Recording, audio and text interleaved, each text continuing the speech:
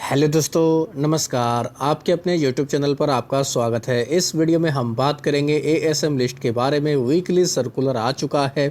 कई सारी कंपनियों के प्राइस बैंड भी बदले गए हैं, तो कुछ कंपनियों के ऊपर एक्शन देखने को मिला है। तो वीडियो शुरू करने से पहले कहना चाहूँगा, अगर किसी ने चैनल पर फर्स्ट टाइम विजिट किया है तो चैनल को सब्सक्राइब कर लें और बेल आइकन को ज़रूर दबा लें। साथ ही हमारे दूसरे चैनल बिजनेस वर्क, आप इसको भी सब्सक्राइब कर सकते हैं, बेल आइकन को हिट करके रख सकते हैं।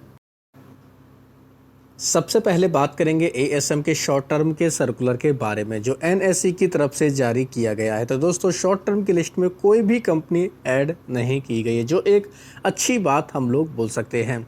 लेकिन दो कंपनियां ऐसी हैं जिनको शॉर्ट टर्म के एएसएम की लिस्ट से बाहर निकाला गया है। नाम है जेनिक पावर केबल्स लिमिटेड और पॉन्डी ऑक्साइड केमिकल्स लिमिटेड। लेकिन जेनिक पावर केबल ये कंपनी, इसके आगे स्टार लगाए, तो स्टार का मतलब ये है ये कंपनी शॉर्ट टर्म से तो निकल चुकी है, लेकिन इसको ईएसएम के फ्रेमवर्क में शिफ्ट कर दिया गया है। अभी अगर देखें तो शॉर्ट टर्म की लिस्ट में करीब 21 कंपनियां ऐसी हैं जो कंसोलिडेट कर रही हैं, जिनमें डेटामेटिक्स ग्लोबल सर्विस, इनके अलावा एमके टूल्स, साथ ही Namo E waste management, Netweb technology, साथ ही Sambhv steel, Sharda energy, Tilaknagar industry, ये सभी कंपनियां हमें शॉर्ट टर्म के एएसएम की लिस्ट में फ़िलहाल देखने को मिल रही हैं। अब बात करेंगे एएसएम के लॉन्ग टर्म के सर्कुलर के बारे में, लॉन्ग टर्म की लिस्ट के बारे में। अच्छी बात यह है कि लॉन्ग टर्म की लिस्ट में भी दोस्तों कोई भी कंपनी ऐड नहीं की गई है। तो एनएसई की तरफ से दोस्तों कह सकते हैं कि करीब 1 साल बाद ऐसा मौका हमें देखने को मिल रहा है कि शॉर्ट टर्म और लॉन्ग टर्म की लिस्ट में एक भी कंपनी ऐड नहीं की गई, जो कहीं ना कहीं कह सकते हैं एक काफ़ी इम्पोर्टेंट पॉइंट है। तो इसके अलावा अगर देखा जाए एएसएम की शॉर्ट टर्म की, माफ़ी चाहेंगे दोस्तों, लॉन्ग टर्म की लिस्ट में ना तो किसी कंपनी को राहत दी गई, एक भी स्टेज में देख सकते हैं सारे बॉक्सेस हम लोग को खाली ही देखने को मिल रहे हैं, और ना ही किसी कंपनी को ऐड किया गया है। तो कहीं ना कहीं कह सकते हैं ये काफ़ी इंपॉर्टेंट अपडेट है। लेकिन दो कंपनियां ऐसी हैं जो एएसएम के लॉन्ग टर्म के फ्रेमवर्क से बाहर निकली, यानी कि फुल्ली एग्जिट होने वाली कंपनियों की संख्या केवल 2 है। इनके भी नाम आप लोग देख सकते हैं, B&B triple wall container limited और मालू पेपर मिल्स लिमिटेड। यानी कि B&B ट्रिपल वॉल कंटेनर और मालू पेपर मिल्स, ये दोनों कंपनियां अब लॉन्ग टर्म के एएसएम से फुल्ली एग्जिट कर चुकी हैं। तो ये कंपनियां हम लोग को 11 अगस्त से काफ़ी ज़्यादा फोकस में देखने को मिल जाएंगी।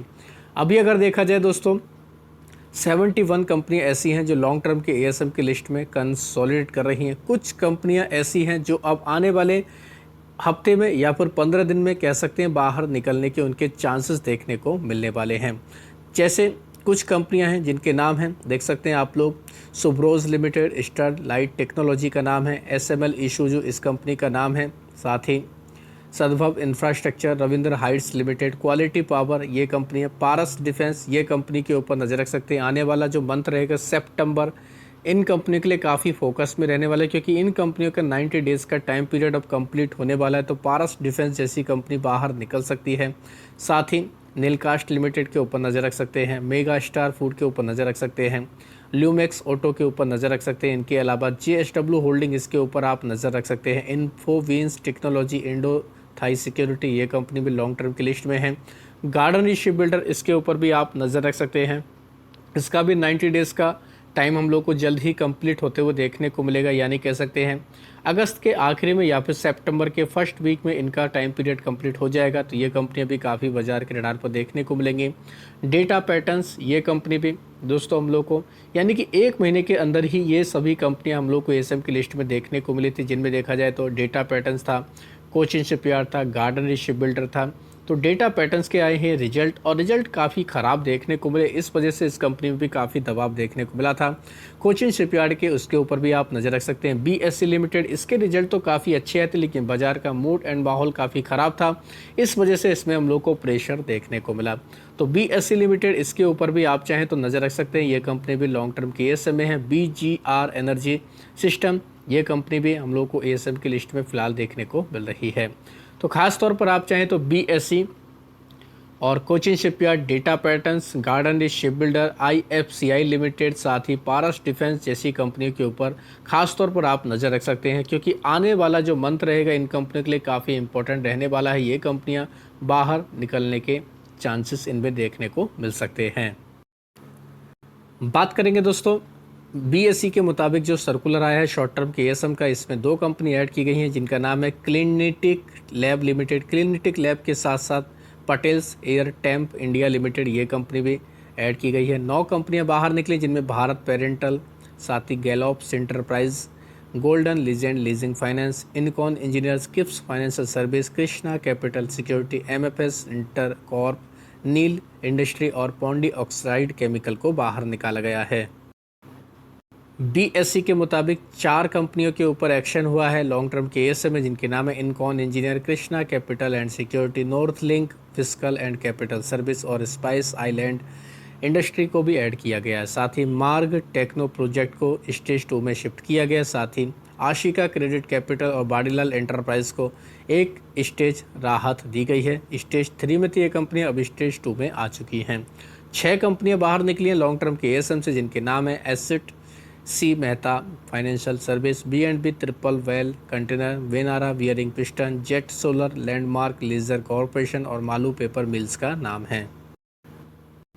अब बात करेंगे ईएसएम यानी कि एनहेंस्ड सर्विलांस मेजर। यह सर्कुलर भी 11 अगस्त से ही लागू होगा। इसमें भी कुछ कंपनियों की स्टेज में बदलाव किया गया। 3 कंपनी ऐड हुई हैं जिनमें crimson metal engineering, gem spinner और नील इंडस्ट्री का नाम है।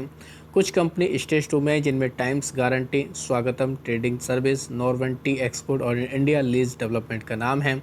और दोस्तों हम लोगों को काफ़ी ज़्यादा कंपनी 64 कंपनी ऐसी देखने को मिल रही हैं जो अभी तक ईएसएम की स्टेज 2 में थी, अब वो दोस्तों स्टेज 1 में आ चुकी है, जिनमें एटलस साइकिल हरियाणा, साथ ही भास्कर एग्रो केमिकल्स, चौकसी लैब इसके ऊपर नज़र रख सकते हैं, एपिक एनर्जी ये कंपनी भी काफ़ी फोकस में रहेगी, हर्षिल एग्रोटेक ये कंपनी भी एक स्टेज बाहर निकल चुकी है, कुबेर उद्योग इसके ऊपर नज़र रख सकते हैं, NR Agarwal industry, Panchmahal steel limited के ऊपर फोकस रख सकते हैं, एसपीएल इंडस्ट्री, एसआरएम एनर्जी ये कंपनी भी काफ़ी फोकस में रह सकती है, BLE governance, IT solution, Welspun investment commercial इसके ऊपर भी नज़र रख सकते हैं। ईएसएम से बाहर निकलने वाली कंपनियों की संख्या देखा जाए 41 है, तो ये कंपनियां भी काफ़ी बाजार के रडार पर देखने को मिलेंगी, जिनमें आहा सोलर टेक्नोलॉजी को निकाल दिया गया है बाहर, ये इसके लिए अच्छी खबर है। डैनलॉग टेक्नोलॉजी को भी बाहर निकाल दिया गया है। साथ ही इन्फोनेटिव सॉल्यूशन इसको भी बाहर निकाल दिया गया। न्यू लाइट अपीयरल्स ये कंपनी भी बाहर निकल चुकी है ईएसएम की लिस्ट से। डब्ल्यूएस इंडस्ट्री इसको भी बाहर निकाल दिया गया। तारापुर ट्रांसफार्मर, श्री बालाजी बाल कंपोनेंट ये सभी कंपनियां ईएसएम से बाहर निकल चुकी हैं। इनके अलावा 95 कंपनियां ऐसी हैं जिनके प्राइस बैंड बदले गए हैं, जिनके नाम देख सकते हैं आप लोग। आहा सोलर टेक्नोलॉजी का 10% प्राइस बैंड किया गया है। साथ ही आशिमा का 20% प्राइस बैंड किया गया, तो ये कंपनी भी काफ़ी फोकस में देखने को मिलेगी। Bhaskar agro chemicals, scenic export इनका भी 5% प्राइस बैंड है। डैनलॉग टेक्नोलॉजी का 20%, डिस्को इंफ्राटेक का 20%, साथ ही द्रोणाचार्य एरियल इनोवेशन का 20% प्राइस बैंड रहेगा। एपिक एनर्जी का 5%, एवरेस्ट इंडस्ट्री का 20%, एफमैक इंटरनेशनल फाइनेंशियल सर्विस का 20%। इनके अलावा जो और बाकी कंपनियां इनके देख सकते हैं आप लोग, हर्षिल एग्रोटेक का 5% रहेगा, इंडिया लीज डेवलपमेंट का 2%, इन्फोनेटिव सॉल्यूशन का 10% प्राइस बैंड देखने को मिलेगा, तो ये कंपनियां भी काफ़ी फोकस में रहेंगी। साथ ही महाराष्ट्र कॉरपोरेशन और मार्ग टेक्नो प्रोजेक्ट का प्राइस बैंड 10% तक रहने वाले हैं। तो काफ़ी लंबी लिस्ट है दोस्तों, देख सकते हैं आप लोग। पायोनियर इन्वेस्टो कॉर्प का 10%, पीओसीएल एंटरप्राइज का 20%, साथ ही रिसोर्सफुल ऑटोमोबाइल का 20%, रिखब सिक्योरिटी का 20%, श्री कृष्ण इंफ्रास्ट्रक्चर का 20%, श्री बालाजी बाल कंपोनेंट का 10%, एसआरएम एनर्जी का 5% रहेगा।